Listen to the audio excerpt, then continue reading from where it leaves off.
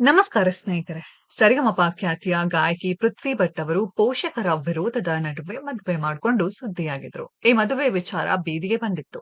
ಮಗಳಿಗೆ ವಶೀಕರಣ ಮಾಡಿ ಈ ಮದುವೆ ಮಾಡಿಸಿದ್ದಾರೆ ಎಂದು ಪೃಥ್ವಿ ಅವರ ತಂದೆ ಗಂಭೀರ ಆರೋಪಗಳನ್ನ ಮಾಡಿದ್ರು. ಕನ್ನಡದ ಖಾಸಗಿ ವಾಹಿನಿಯಲ್ಲಿ ಕೆಲಸ ಮಾಡ್ತಿದ್ದ ಅಭಿಷೇಕ್ ಎಂಬುವರನ್ನ ಪ್ರೀತಿಸಿ ಗಾಯಕಿ ಮದುವೆಯಾಗಿದ್ರು. ಆದರೆ ಈ ಮದುವೆಗೆ ಪೃಥ್ವಿ ಭಟ್ ತಂದೆಯ ವಿರೋಧವಿತ್ತು. ಈ ಕಾರಣದಿಂದ ಸಿಂಪಲ್ ಆಗಿ ದೇವಸ್ಥಾನವೊಂದರಲ್ಲಿ ಇವರಿಬ್ಬರು ಮದುವೆ ನೆರವೇರಿತ್ತು.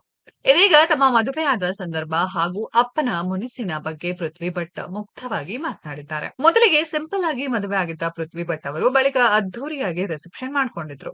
ಈ ಕಾರ್ಯಕ್ರಮಕ್ಕೆ ಕಿರುತೆರೆ, ಹಿರಿತೆರೆ ಹಾಗೂ ರಿಯಾಲಿಟಿ ಶೋ ಸ್ಪರ್ಧಿಗಳು ಹಾಗೂ ಸೆಲೆಬ್ರಿಟಿಗಳು ದಂಡು ಆಗಮಿಸಿ ನವ ಜೋಡಿಗೆ ಶುಭ ಹಾರೈಸಿತ್ತು. ಬಳಿಕ ವಿದೇಶಕ್ಕೂ ಹಾರಿತ್ತು ಈ ಜೋಡಿ. ಮದುವೆ ವಿವಾದವೆಲ್ಲ ತಣ್ಣಗಾದ ಮೇಲೆ ಸಂದರ್ಶನದಲ್ಲಿ ಪೃಥ್ವಿ ಭಟ್ ಅವರು ಅಚ್ಚರಿ ವಿಚಾರಗಳನ್ನ ಹಂಚಿಕೊಂಡಿದ್ದಾರೆ.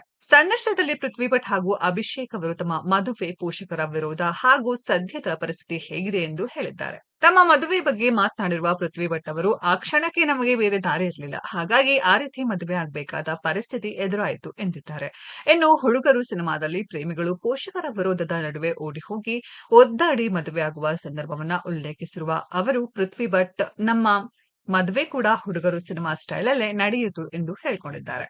ಅಪ್ಪ ಈಗ ಮೆಸೇಜ್ ಮಾಡ್ತಾರೆ, ನಮ್ಮ ತಂದೆ ತಾಯಿ ಅವರಿಬ್ರು ಖುಷಿಯಾಗಿದ್ರೆ ನನಗಷ್ಟೇ ಸಾಕು, ಆದಷ್ಟು ಬೇಗ ನಮ್ಮನ್ನ ಒಪ್ಪಿ ಮನೆಗೆ ಕರೆದರೆ ಸಾಕು ಎಂದು ಪೃಥ್ವಿ ಭಟ್ ತನ್ನ ಅಪ್ಪನಿಗೆ ಬೇಡಿಕೊಂಡಿದ್ದಾರೆ. ಇನ್ನು ಅಭಿಷೇಕ್ ಅವರು ಕೂಡ ಮಾತನಾಡಿ, ಪೃಥ್ವಿ ಅವರ ತಂದೆ ಬಳಿ ನಾನು 2-3 ಬಾರಿ ಮದುವೆ ಬಗ್ಗೆ ಮಾತನಾಡಿದ್ದೆ, ಖಂಡಿತ ಇದು ತಪ್ಪು ಎಂದೇ ನಾನು ಹೇಳಿದ್ದೆ ಎಂದಿದ್ದಾರೆ. ಸದ್ಯ ಈ ಸಂದರ್ಶನದ ಪ್ರೋಮೋ ಹಂಚಿಕೊಳ್ಳಲಾಗಿದ್ದು ಸೋಷಿಯಲ್ ಮೀಡಿಯಾದಲ್ಲಿ ವೈರಲ್ ಆಗಿದೆ. ಸ್ನೇಹಿತರೆ, ಈ ಜೋಡಿ ಬಗ್ಗೆ ನಿಮ್ಗೆ ಏನ್ ಅನ್ಸುತ್ತೆ ಅನ್ನೋದನ್ನ ಕಾಮೆಂಟ್ ಬಾಕ್ಸ್ ಅಲ್ಲಿ ಕಾಮೆಂಟ್ ಮಾಡಿ.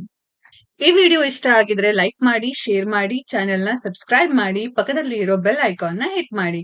ಮುಂದಿನ ವಿಡಿಯೋದಲ್ಲಿ ಭೇಟಿಯಾಗೋಣ. ಧನ್ಯವಾದಗಳು.